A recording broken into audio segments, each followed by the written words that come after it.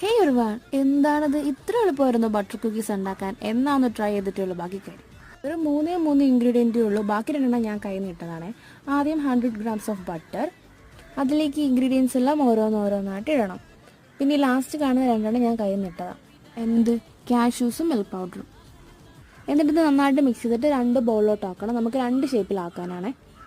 എന്നിട്ടൊരു റൗണ്ട് ഷേപ്പിലാക്കി ഒന്ന് നന്നായിട്ട് പരത്തിയിട്ട് ഇതേ ഫോർക്ക് വെച്ചിട്ട് ഒന്ന് സ്വൈപ്പ് ചെയ്യുന്ന പോലെ ആക്കി കൊടുക്കണം. ഇവിടുത്തെ കാക്കകളൊക്കെ ഭയങ്കര അലപ്പറയാണെന്ന് ക്ഷമിക്കണം കേട്ടോ. ഇതുപോലെ എല്ലാം ചെയ്തെടുക്കാം. എന്നിട്ട് നമ്മൾ ഹാഫ് മാറ്റി വെച്ചില്ലേ, അത് ഇതുപോലെ റൗണ്ട് ആക്കിയിട്ട് അതിൻ്റെ സെൻറ്ററിൽ നട്ട്സ് വെച്ച് കൊടുക്കാം. ഇനി 5 minutes പ്രീ ഹീറ്റ് ചെയ്തിട്ട് 30 minutes ബേക്ക് ചെയ്തെടുക്കാം.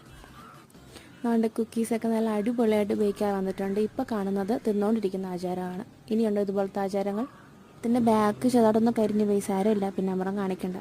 പിന്നെ അതൊക്കെ തമ്മിലുള്ള പരാക്രമങ്ങളാണെന്ന് മൈൻഡ് ചെയ്യണ്ട. Okay, thanks for watching. By.